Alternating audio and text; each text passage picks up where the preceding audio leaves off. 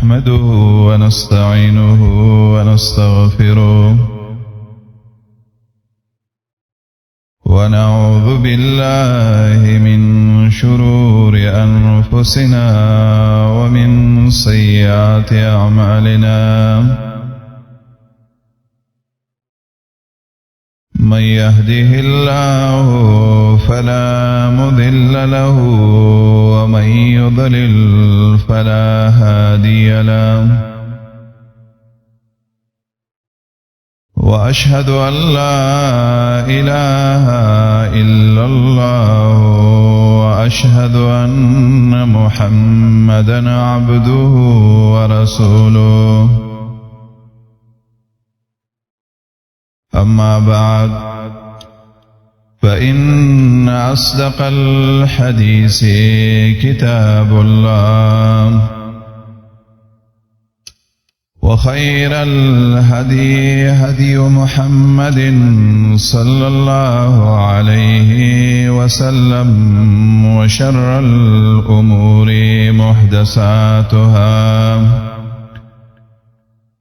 وكل محدثة بدعة وكل بدعة ضلالة وكل ضلالة في النار.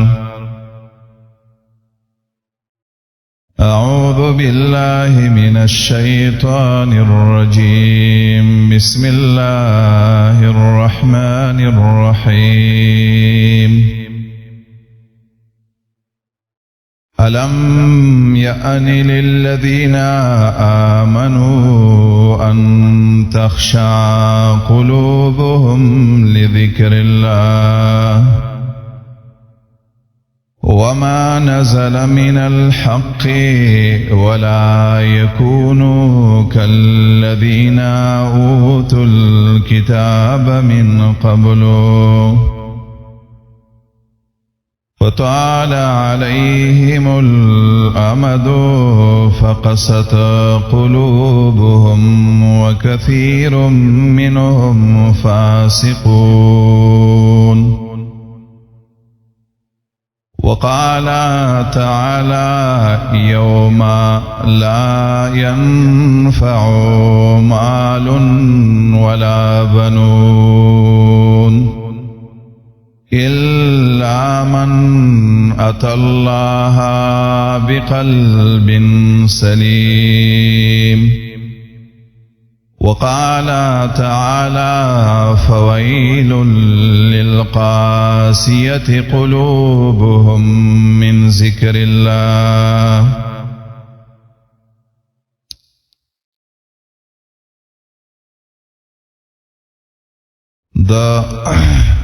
محمد رسول الله د بعثت مقصد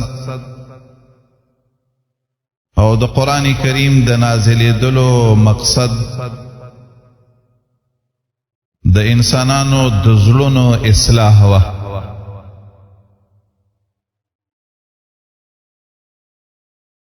چې د انسان زړه برابر شي دا اهم مقصد د الله د کتابو او دا یو اهم مقصد د محمد رسول الله دراتللو صلی الله علیه وسلم. د ټولنا لوی رحم د الله په بنده باندې هغه دی چې الله د انسان د زړه په دین باندې برابر کړي.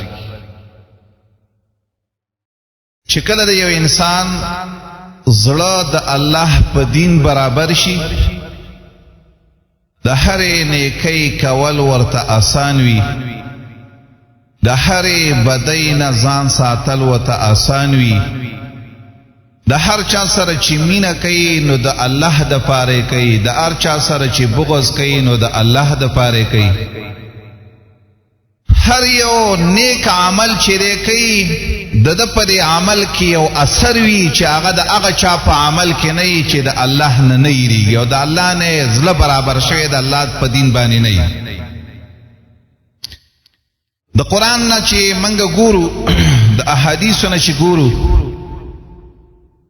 زړه هغه یو اندام دی د انسان په بدن کې چې د ټولو نه اهم عبادتونه چې دي دا د زړه دي او د شیطان لوی هدف لوی محنت دی چې د انسان دا زړه به زه څنګه خراب کړم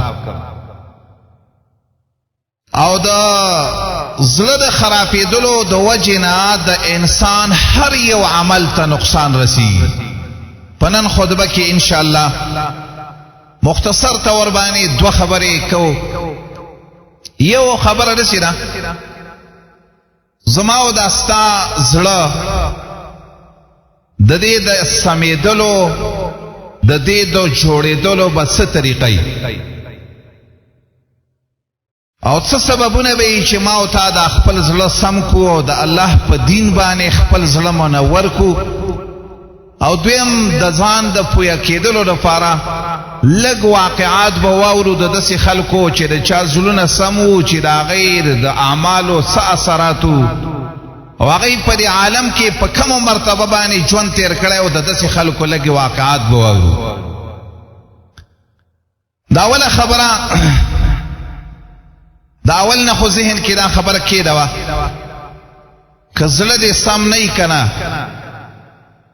الله داسې خلکو ته په قرآن کې خیري کړي داسې خلکو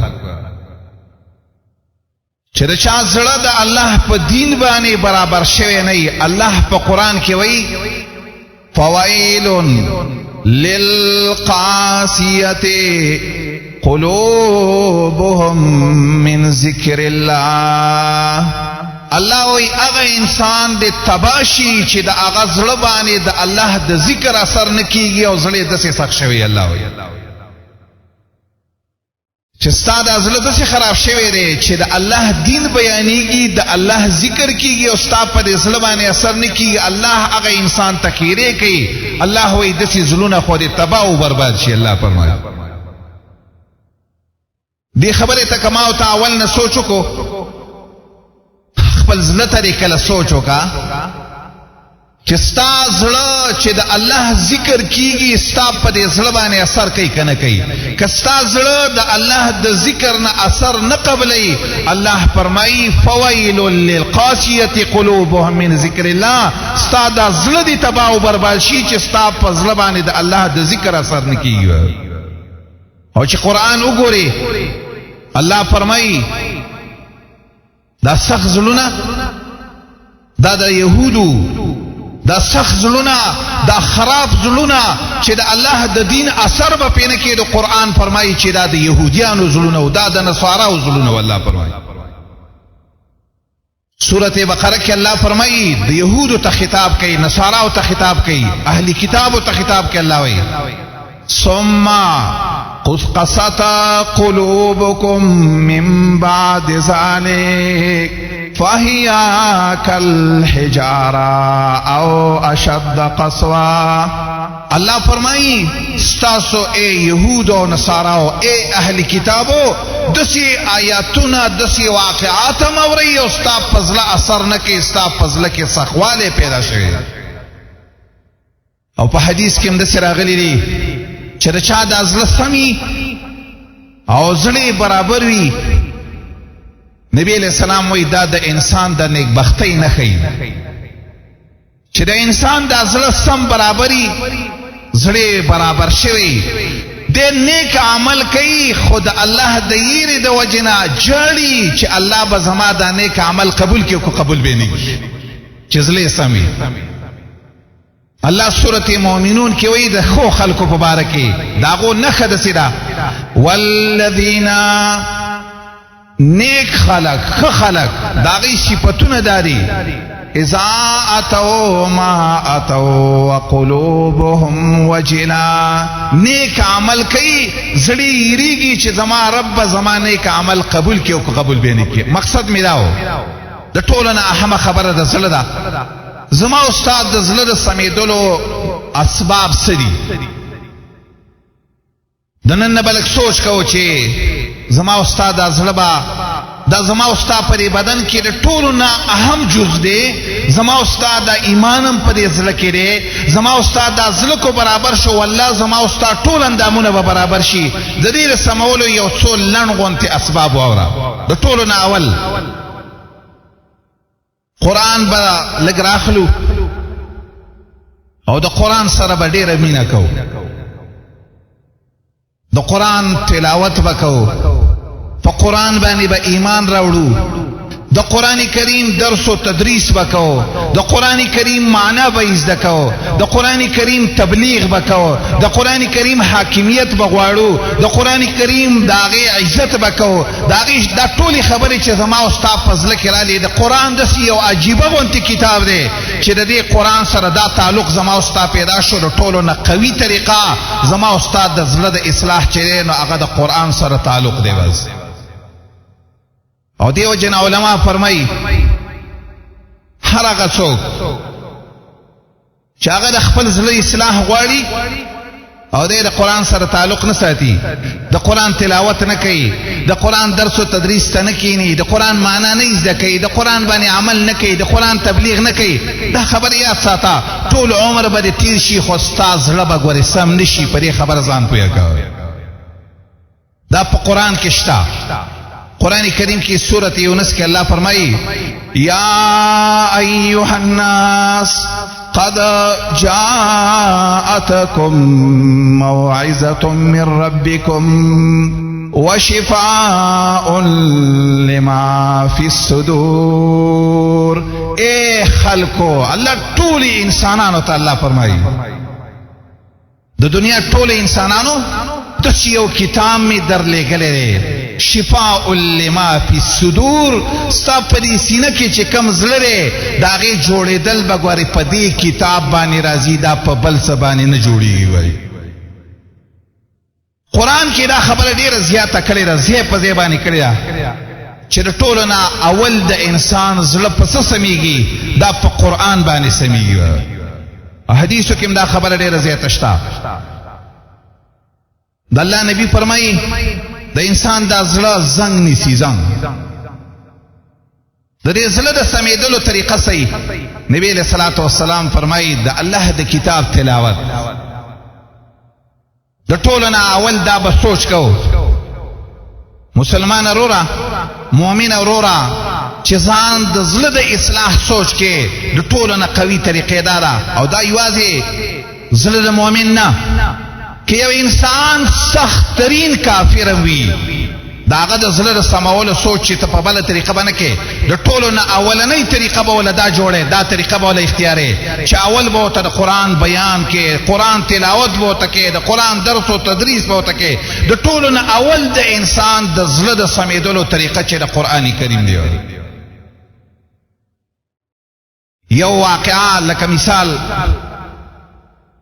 دا قرآن کې شته. پیران دا ډېر شریر مخلوقو، قرآن چې نو راغلی په خپله هغه یې داسې وایي ډېر شریان مخلوقو، هر چاته به نقصانات رسول. په دې انسانانو باندې خپل حکومت کاو، شرک یې په دې انسانانو کې خور کړی و چې څومره فسادونه په عالم کې پیرانو کول د قرآن نه مخکې داسې فسادونه هیچ هم نه وکړي. خدا پیران د دې د زړونو اصلاح په څه باندې راغله او سم په څه باندې شو؟ سورت احقاف کې الله فرمایي وَإِذَا صَرَفْنَا إِلَيْكَ نَفَرًا مِّنَ الْجِنِّ يَسْتَمِعُونَ الْقُرْآنَ. الله وی یو ټولګی د پیرانو مې راته راواړو، قرآن ته یې غوږ کېښودو چې کله حاضر شو یو بل ته یې ویلې چپ شئ. کله چې قرآن واورېدو لږ ساعت شریان مخلوق، د زړونو نه بدترین مخلوق، الله فرمایي چې کله قرآن واورېدو خلقو ته ویلي چې انا سمعنا قرآنا عجبا يهدي إلى الرشد فآمنا به ولن نشرك بربنا أحدا. الله فرمایي چې هغه خپل قوم ته لاړ او خلکو ته ویلي داسې قرآن هم اورېدلی دی چې د سړي د انسان دا مخلوق زړه سموي، زړه د انسان سمې لارې ته راکاږي. موږ چې هغه قرآن واورېده د زړه نه پې ایمان راوړو او دا م عقیده ده چې ولن نشرک بربنا احدا، موږ به د رب سره هېڅوک شریک نه جوړو. د ټولو نه اول زما استاد زړه به څنګه سمیږي؟ قرآن ډېر اوره، بس د قرآن تلاوت کوا، د قرآن درسونو ته کېنه، هر ځای کې دا سوچ کوا چې قرآن چرته بیاناو، ځان نه د قرآن طالب جوړ کا، ځان نه د قرآن عالم جوړ کا چې الله په قرآن کې فرمایي داسې قرآن داسې یو کتاب دی. الله فرمایي ستا زړه خو څه کې؟ الله وایي لو انزلنا هذا القرآن على جبل لرأيته خاشعا متصدعا من خشیت الله. الله فرمایي ستا زړه څه کې انسانه؟ که دا قرآن ما په غره باندې نازل کړی وی، دې قرآن با په غره هم داسې اثر کړی وی چې د الله د یېرې د وجې نه به ذره ذره شوې وي. د زړه سمېدل که غواړې، دا خبره ډېره یو اوږده موضوع ده او داسې واقعات ډېر زیات دي په قرآن کریم کې. احادیثو کې هم داسې واقعات ډېر زیات دي چې ما او تا د ټولو نه اول د خپل زړه اصلاح په قرآن باندې وو. امام بیهقي دا واقعه راوړې ده. کافران یو ځل را جمع شو، نبی صلی الله علیه وسلم په باره کې مشوره کوله چې دې سړي نه به څنګه خلاص شو. په دې باندې خبره کېدله که دا لوی کافر چې و عتبه بن الولید، لوی کافر و. دا په کافرانو کې ډېر پویم و، ډېر ماهرم و، ډېر شاعرم و، د هر قسم شعرونه او هر قسم خبرې ورته یادې وي. ډېر مهارت ول الله ورکړی دی کافر. نبی علیہ السلام نه راغی، کیسې ورته کولې اوږد واقعه ده چې خپل دشمن دی وي او داسې کافر وي چې د ټولو نه خطرناک کافر وي، ستا مقابلې ته شپه ورځ ولاړي، د ده د زړه سمولو دپاره به څه سوچ کې؟ ده ته نورې خبرې مه کوه. نبي علیہ السلام ته اخري خبره دی کافر ته نبي علیہ السلام کوي زما تره زما خبرې ته غوږ کېږده، زه څه ویم؟ حامیم تنزیل من الرحمن الرحیم کتاب فصلت آیاته.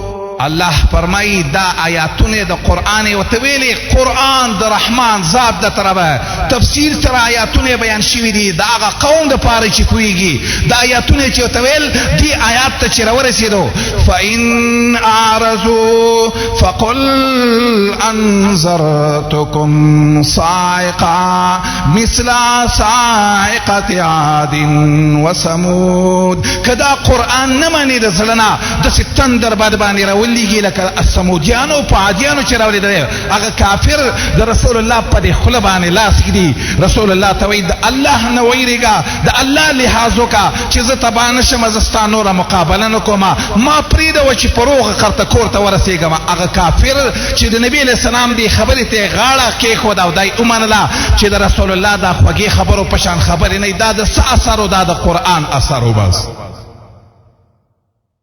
د ټولو نه زما مقصد دا دی چې د ټولو نه اول به زما او ستا زړه سمیږي په څه؟ ډېر سوچ وکړه، قرآن سره ډېر تعلق جوړ کړه. بس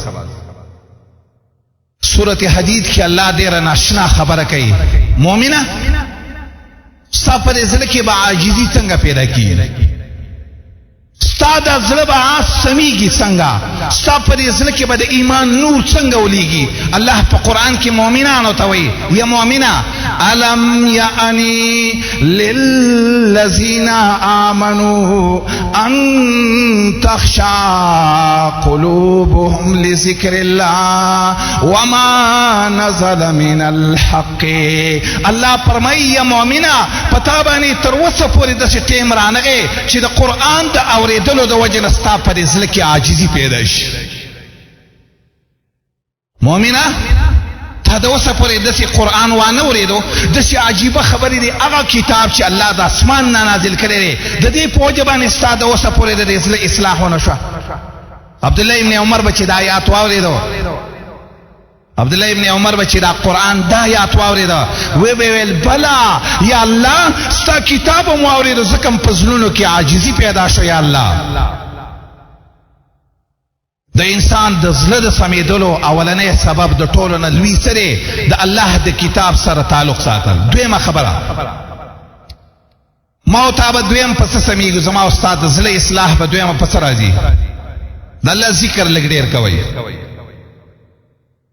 د الله ذکر چې څومره ډېر کې، زما او ستا په دې زړه کې به هر قسم غلطیانې چې وي دا به تېوځي. بس د الله د ذکر په وجه باندې ستا د زړه نه به صفایي ګناه پاکیږي، ستا د زړه نه به غیل ختمیږي، ستا د زړه نه به حسد ختمیږي، ستا د زړه به نورانی کیږي، ستا په دې زړه کې به یو حیات، یو ژوند پیدا کیږي چې څومره دې د الله ذکر ډېر کاو، حق عمره به ستا زړه حق عمره زیات ژوندی. او دا په حدیثو کې مشته. حدیث کې راغلی نبی علیہ الصلوۃ والسلام فرمایي هغه انسان چې د الله ذکر کوي د مثال د ژوندۍ دی، او کوم انسان چې د الله د زړه ژوندۍ دی. بس کوم انسان چې د الله ذکر نه کوي، الله فرمایي د دې انسان د زړه مړ دی. بس خپل ځان ته لږ فکر وکړه، دا ذکر د الله دا د دې مانځه په شان ته داسې فرض وګڼه وروره، څنګه چې مونځ په تا فرض دی دقه شان په تا باندې د الله ذکر هم فرض دی. د الله ذکر وایي څه ته؟ د الله ذکر دام دی چې یا الله، دا م وایه الحمدلله رب العالمین وایه، دا م وایه سبحان الله، دا بلکې د الله هر یو حکم د الله په دین په طریقه باندې راوړل دی، ټولو ته د الله ذکر وایي. بس قرآن کې دې خبرې ته ډېر زیات ترغیب دی. الله فرمایي یو ځای کې چې کله دې د زړه لږ پریشانه شو او کله دې په دې زړه کې خفګان پیدا شو، څنګه چل به کې؟ دا د زړه روغوالی به څنګه پیدا کې؟ الله دې ودو انسانانو ته وایي. سورۃ رعد کې الله وایي الا بذکر الله تطمئن القلوب. الله فرمایي خبر شه او د انسانا زما دې خبرې ته الله وایي لږ توجه وکړه. زه ته دا خبره کوم، الله فرمایي د الله په یاداش باندې صرف د انسان زړه چې مطمئنه کیږي. بس زما استاد د زړه اطمینان به پس راځي، زما استاد زړه به پس سمېږي. د الله ذکر ډېر کوه. بس حدیث عبد الله ابن عمر کې راغلی، رسول الله فرمایي، رسول الله نه چاته پوښتنه کو ویل ای الناس افضل، ښه انسان څوک؟ نبی علیہ السلام ورته ویل کل مخموم القلب صدوق اللسان. داسې یو انسان چې د هغه زړه کې د الله یېره پکې وي، صرف د الله ذکر یې په زړه کې پکې وي، په دې ژبه باندې همیشه دپاره رښتیا وایي، دا انسان د هر چا نه الله ته محبوب او الله ته ګران دی. سراج المنیر یو ناشنا واقعه نقل کړې ده چې کله ته یو انسان د زړه په ګناه باندې وینې، ګناهګار دی یو انسان، دته به د الله ذکر راوړاندې کې په دې به سمې لګ. عمر رضی الله تعالی عنہ یو شرابي و، مسلمانو شرابي و، شراب یې څښل ډېر دی. خو د عمر په قبضه کې نه و، لرې و په بل ځای کې. عمر چې کله خبر شو د هغه د دې ګناه نه چې دا شرابي دی، مسلمان دی او شرابي دی، او شراب او زړه د شرابو په مینه کې سم ننوتې. عمر چې د دې خان نه خبر شو، د آیاتونه د قرآن د الله ذکر یې داسې آیاتونه یې ورته ولیکل چې هغې کې د الله ذکر پکې و، د الله عظمت پکې و، د الله یاداش پکې و، داسې آیاتونه یې ورته ولیکل. آیاتونه دا دي د سورة مؤمن، حامیم تنزيل الكتاب من الله العزيز العليم غافر الذنب وقابل التوب شديد العقاب ذي الطول لا إله إلا هو إليه المصير. دا الله ذکر پکیره زور ور ذات گناہ معاف کئی توبہ قبلی په هر څه باندې قادر لري سزا ورکولی شي. د الله نه سوا د عبادت بل هیڅوک حقدار نشته. دا آیاتونه چې دی شرابي ولیدل دا خطي چې ولیدو سترګو نه اوښکې به شولې وی جړلې یا الله ما نه خو ډېره ستا په خلاف کې ستا دا داسې اسما دي داسې ښایسته صفتونه دي په حق ساعت یې توبه ویستله او راغی د عمر رضی الله تعالی په مخ کې توبه خپله ذکر کا چې بیا دپاره به زه نور شراب ونه څکم. اول د الله په ذکر باندې دا خبر یاد ساته هر یو خبر یاد ساته چې ستا زړه به په څه باندې ژوندی کېږي. دا د دنیا په پټو کټو باندې نه ژوندی کېږي. دا د دنیا په بل شي باندې ستا د زړه اصلاح نه راځي. قرآن کې فرمایي الله فرمایي ستا زړه به زه کله سمومه فاذکروني اذکرکم واشکروا لی ولا تکفرون. الله فرمایي ما سم یاد کما زه به دې یاد کمه ستا د زړه اصلاح به الله وایي زه وکمه. بس دریمه خبره زما او ستا زړه به دریم په څه سمیږي. شرعي علمونه لږ حاصل کړو. د ټولو نه لوی سبب لوی نقصان د انسان د زړه ته چې رسي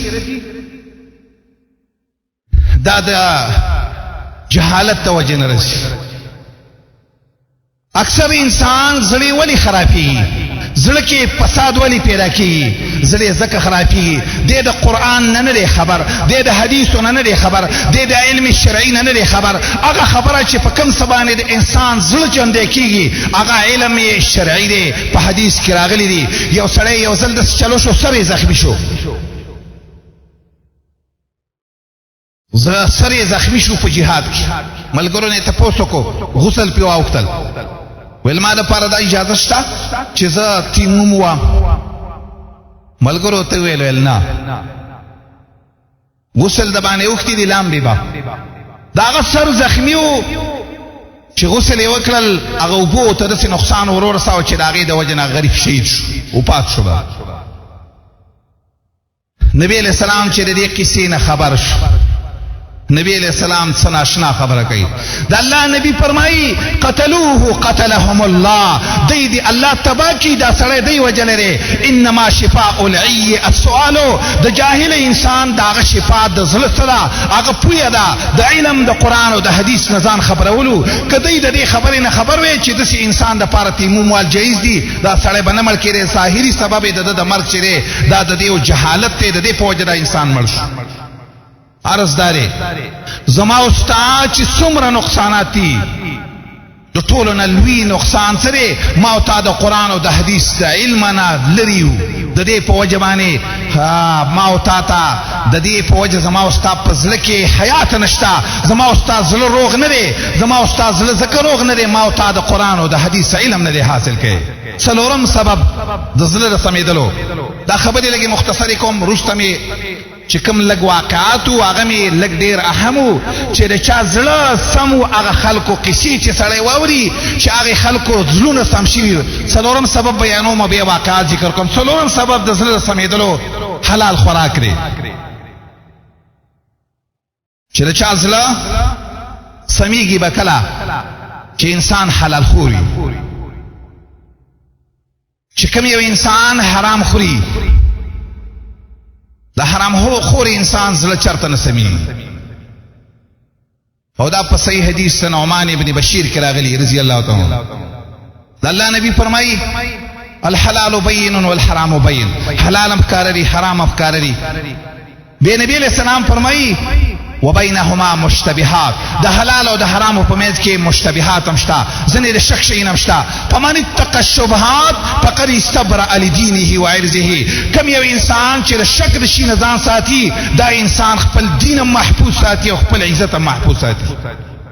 او بیا نبی علیہ السلام وایي الا ان فی الجسد لمضغه، د انسان په دې زړه کې یو ټوکړه ده اذا صلحت صلح الجسد كله، چې دا ټوکړه دې سم شوه ټول بدن به دې سم شي. و اذا فسدت فسد الجسد كله الا وهي القلب. نبی علیہ السلام وی هغه ټوکړه د انسان د زړه چې ټول ارتي سميږي هغه زړه دی. د دې محدثین ټول وایي داسې خبره چې دا خبره نبی علیہ السلام په دې حدیث کې ولیکي د زړه د سمیدلو د ټولو نه قوي طریقه داره چې د حرامو نه ځان وساته. حرام خور چې څوک کنه کم یو انسان چې حرام خوري یو نونی چې یو روپۍ یو خوراک چې مثلا یو سړی د سود یو روپۍ وخوري کنه نو یو زنا څه کې د اویا کرتې نه زنا نه چې د خپلې مور سره نعوذ بالله وکړي د هغې نه دا یو روپۍ دې خطرناکه ده. حرامه روپۍ چې دې وخوړله دا یو روپۍ چې تا ته څومره نقصان رسوي، دا یو نوړۍ چې درته څومره نقصان رسوي. په صحیح حدیث کې داسې راغلي د حرام خور انسان نه روژه قبلیږي، نه مونځ قبلیږي، نه جهاد قبلیږي، نه قرآن درس قبلیږي. یو عمل د الله نبی فرمایلي من اکل لقمة من حرام، یو نوړۍ چې د حرامو دې وخوړله لم یتقبل منه 40 لیله، 40 شپې ستا یو عمل هم الله نه قبلوي. لږ غونتې د داسې خلکو چې زړونه یې سم شوي وو په قرآن او حدیث باندې دا سببونه پکې وو. یو د ټولو نه اولنی مثال یې څوک و؟ عمر بن الخطاب و په دې امت کې چې کله انسان زړه سم وي دته د نیکۍ هر کار ډېر آسان وي.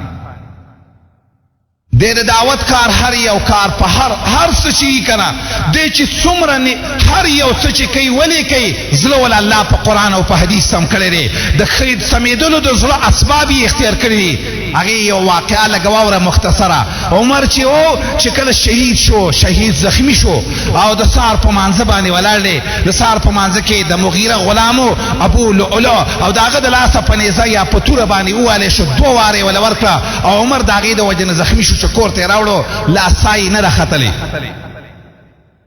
یو ځوان راغی عمر ته داسې ودرېدو، عمر ته مخامخ وایي ابشر یا امیر المؤمنین ببشر الله، زیره قبول کا دا الله زیره قبول کا تا د پاره جنت ته خپکیږه ما یا امیر المؤمنین خپکیږه ما د الله زیره قبول کا. د الله زیره د زویل ذکر کوما پتا کې یو څو کمالات دي. یو کمال د پکیدار من صحبت رسول الله د چا صحابي د رسول الله. پم وقدم الاسلام ما علمتا د اسلام د ټولو نه مخکنو مسلمانانو کې تشمارېږي. دریم ثم ولیتا، دریم حاکمیت ته الله درکو. څلورم ثم عدلتا، عادات الله د عدالت درکو. د چې عدالت ول الله ورکړي چې هغه د عدالت یو قسم ما او ته حیرانه کوي. بیا او توي دا خبره چې توکل لري چې رچا زله روغي په قرآن او حدیث باندې دا خبرې چې ول هغه سړي مخامخ ول دا صفت وکړو. عمر سوي عمر وی ودیتو ان ذلك لي كفافا لا ليا ولا عليا. زما خو بل طرف ته داسې ارمان دی چې الله ما سر برخلاص کی، ما لري ثواب نه راکوي، خو ما چې الله چرته ونیسي زه د الله نه ډېر یېرېږم. په دغسې حال کې داسې کار یې کړی، دومره د نیکۍ کارونه یې کړي، زړه دومره روغو چې وی الله ما سر برخلاص کی، د الله ما لري ثواب نه راکوي خو چې د جهنم نه مې وساتي. وی خدا سړی دا لک روان شو، نوجوان زړه روغ دی، روغ زړه والا، زخمی دی په بدن، وینه تې روانه ده، هر قسم تکلیف سره مخامخ دی. دا نوجوان چې لږ داسې لاړه د دې نوجوان پنسۍ د پړکو نه ښکته وې، د ځمکې سره یې خپلې پنسۍ لګېدلې. چې د چا زړه روغي فقط الله د دین په هر وخت کې سوچ کوي. بس عمر خلکو ته ویلي ویل دا ردو علیه الشعبه، دا نوجوان بیرته زما خواله راولئ.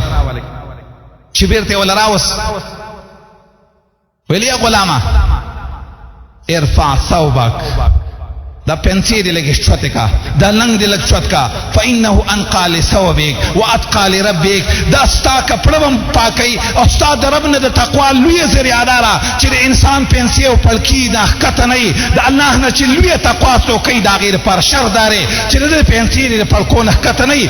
ستا د رب د تقوا قوي ذریعه داره. دا به تا ته حدیث معلومي چې څوک منکر ویني ګناه ویني او دی دا ګناه په درې طریقو باندې بنه کي، یا یې په لاس منه کا، یا یې په ژبه منه کا، یا یې په زړه کې د دې د مدلولو. او محمد رسول الله فرمایي که دا ګناه دې ولیدله او په دې دریو کارونو کې تا څوک د ګناه نه منه نه که، د الله نبي فرمایي زړه دې دومره مردار او بیمار دی ولیس وراء ذلک ایمان خردل، د دې انسان په زړه کې د شړشم د عمره دانې عمره ایمان هم نشته چې ګناه یې نه او د ګناه د بدلولو سوچ نه کې. ستا زړه دومره خراب شوی دی، زړه چې د چا جوړي په قرآن او سنت باندې د هغې مثال څوک یې عمر بن الخطاب. ته اوس کله ځان ته سوچ وکړه، زه دې ځان ته سوچ وکړم ما او تا څومره ګناهي نو. عمر شهید کېدو سای ختله او په هغه د زړه روغ و د زړه. یوازې دا واقعه نه ده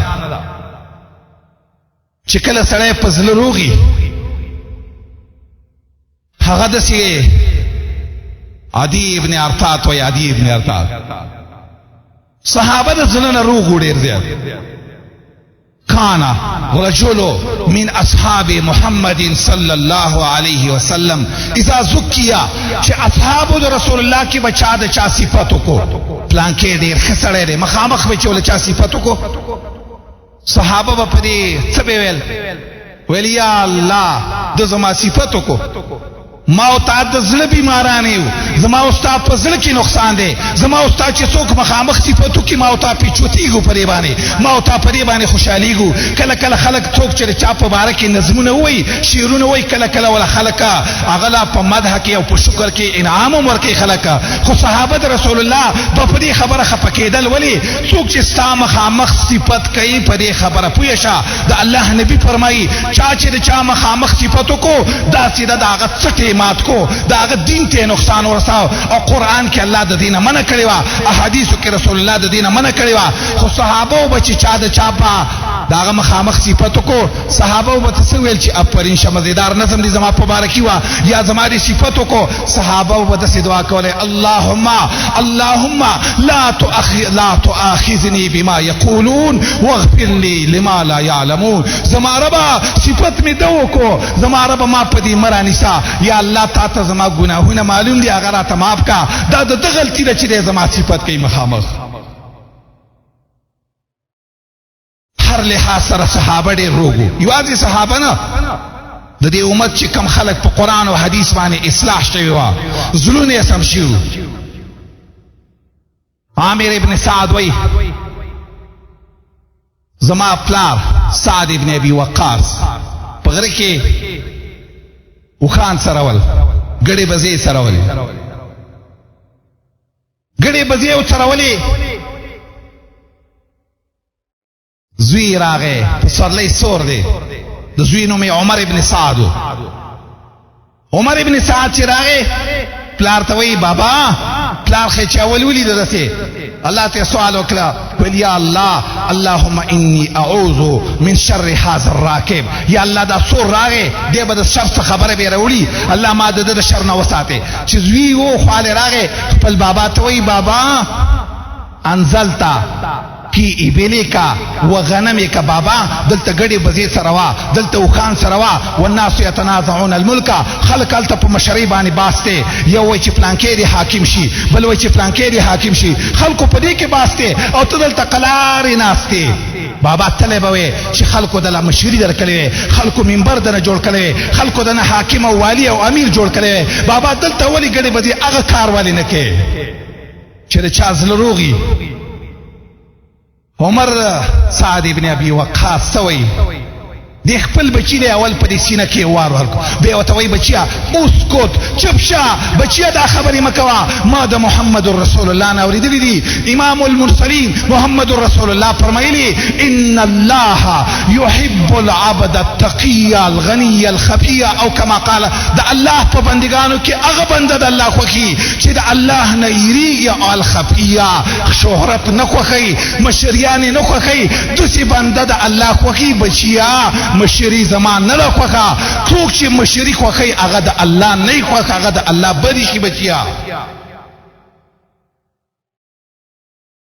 و زمانه کې چې سوچ وکړي دا یو خبره د خپل غاړې د آزادولو لپاره کول پکاري څومره خلک چې د مشرۍ په سوچ باندې څه سوچونه کوي دا خبر یاد ساته دې کې کېناستل ګناه د دې لپاره روپۍ لګول ګناه د دې لپاره دعوت ورکول ګناه د دې لپاره چې څومره سوچ کیږي دا خبر یاد ساته که ستا په زړه کې یو طرف ته میلانی پرې خلکو کې څومره خلک چې د مشرۍ سوچ کوي دا یاد ساته او بیا خاص کر په هغه مشرۍ سوچ کوي کومه مشري چې موږ ته د غرب نه راغلې ده کومه مشري چې موږ ته طریقه د هغې د لندن نه راغلې ده کومه مشري چې د هغې طریقه امریکې جوړه کړې ده دا خبر یاد ساته په دې کې که د یوه روپۍ ولګېدله که په دغه مجلس کې امتناس وي که ستا په زړه کې د دې سره د هر یو چا سره مینه وه دا خبر یاد ساته د قیامت په ورځ باندې به ستا رب ستا نه د دې هر څه تپوس کوي ګورې مؤمن انسان چې وي داسې مجالسو کې نه کیني بس ما ته یو کس ویلې یو کس د دې زمونږ د ملک هوټونه ګټي دي ما ته ویلې ویل دلته مانځه دلته راغلی ویل یو مونځ یې نه دی کوی ما ویلې دا خبر یاد ساته چا چې مشر کړی دی دا چې د قیامته پورې د دې چې په دې څومره خیانت کوي په دې خبر ځان پوهه کا دی چې یوه روپۍ هم بې ځایه لګوي دی چې څومره زیناونه کوي دی چې څومره شرابونه څکي دی چې د یو مسلمان حق څومره بل چاله ورکوي والله بالله تالله ستا په هر یو کې حصه ده دا خبر یاد ساته دا د اسلام طریقه نه ده دا د دین طریقه نه ده دغه په دغه باندې نه د دین څه کار کیږي یا به یو مردار راولي یا به بل مردار راولي یا به د قرآن او د حدیث دشمن وي یا به مشرک وي یا به نور څه ګناهونه پکې وي کله به قبر ته سجدې لګوي کله به په صحابو پسې خبرې کوي په دې باندې چرته هم د الله دین نه راځي د دې خبرو نه زړه دې جوړ کا د الله دپاره د داسې خلکو نه قلارې کېده یو ځلې عمر رضی الله تعالی عنہ یو سړی و د هغه سړي په باره کې رسول الله ویلي چې د دعا قبلیږي تاسو به ترې بښنه غواړئ هغه سړی څوک و اویس ابن عامر نو اویس ابن عامر اویس ابن عامر دا تابعی دی خو په تابعینو کې د ټولو نه بهتره تابعی دی دومره بهتره تابعی دی اویس ابن عامر چې د الله نبی فرمایي که چا ولیدو داسې دی ورته وایي چې ماله د الله نه بښنه وغواړه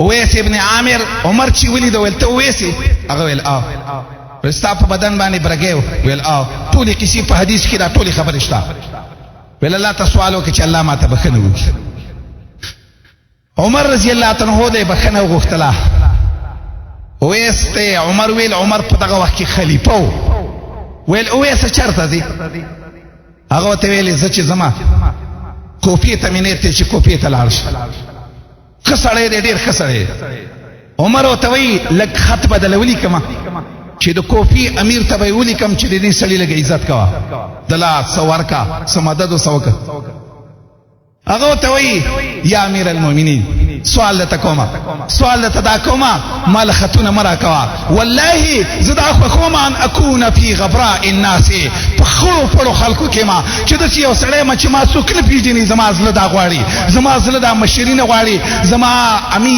امیر المؤمنین سوال دته کومه مال لیکل مرا کوا په کوپه کې به وسیګه ملک یو عام مسلمان چې څنګه جون تیرې داسې مې زله غواړي بس زلی روغو یو لوی عالم دی ډیر ناشنا کیسه ده دغه بشیر ابن الحارث نوم دی دا د دې یو ملګری یو ځل یو سوال وکړ ویل زه درته سوال کوم سوال درته را کومه چې زه به درسره یو ورځ ستا سره ځان له تېره کوم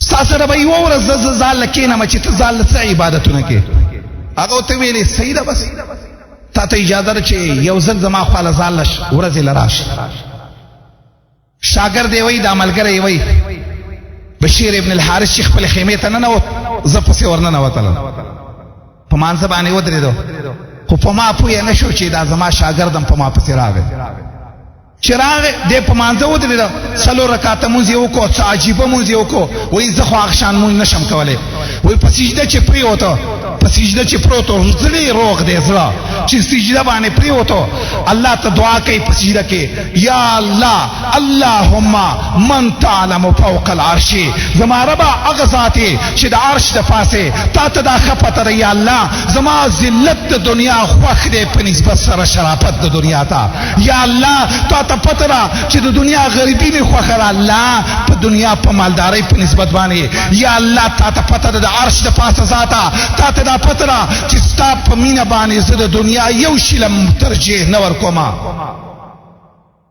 وی دا دعاګانې چې تی ما واورېده شاګرد دی وایي زما د سترګو نه او زما د بدن نه زما د خولې نه بې اختیاره چغې وختلې چې دی په دعا کې داسې خبره کوي چې الله تا ته خو د عرش د پاسه پته ده چې زما کم صفت وایي چې په ما باندې تویه شو په دغه ساعت یې ویلې یا الله کما ته دا پته وي تا ته پته ده د عرش د پاسه کما ته دا پته وي چې زما شاګرد زما خواته داسې ناست دی زما دا دعاګانې اوري یا الله ما به دا خبرې د ده په مخکې نه وی کړې خو ما ته دا پته نه وه نیکان خلق د زړه روغ خلق د دنیا د شهرت د دنیا د مشرۍ د دنیا د عزت هغه د دې نه ځان هر لحاظ سره دا سوچ کوي چې هسې نه چې په دې بلا کې چرته اخته نه شم یو ځلې محمد ابن الحنفیه یو ځلې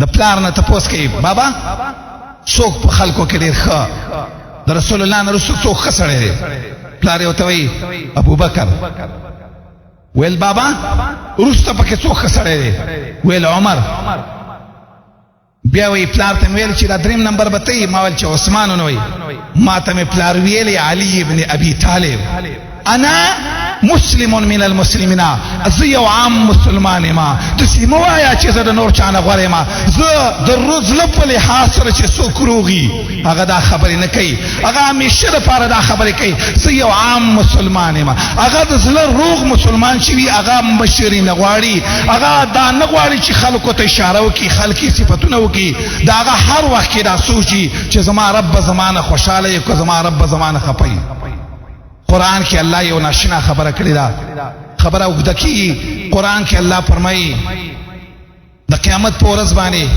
دا خبره یاد وساته داسې ورځ په ما او تا پسې را روانه داسې قبر را پسې را روان دی داسې قیامت محشر را پسې را روان دی چې الله فرمایي داسې ورځ ده یوم لا ینفع مال ولا بنون الا من اتى الله بقلب سلیم داسې ورځ ده نه به مال پکار شي نه به اولاد الله فرمایي صرف دا زړه روغ که زړه دې روغ و خیانتونه پکې نه و د مشرۍ وږی نه وي د چا سره پکې بغض نه و د چا سره پکې حسد نه و د نیکۍ مینه دی وه د الله مینه دی وه او همیشه دپاره یې دا سوچ کاو چې الله به زما نه څنګه رضا شي دقه یو زړه چې دی روغ و په دې لحاظ څه که د الله مخې له ورلې بچ به یې د عذاب نه الله دې زمونږ زړونه روغ کړي او زمونږ په زړونو کې د حق شان روغوالی پیدا کړي چې الله د زړونو د اصحاب محمد کې څنګه د روغوالی د زړونو پیدا کړی و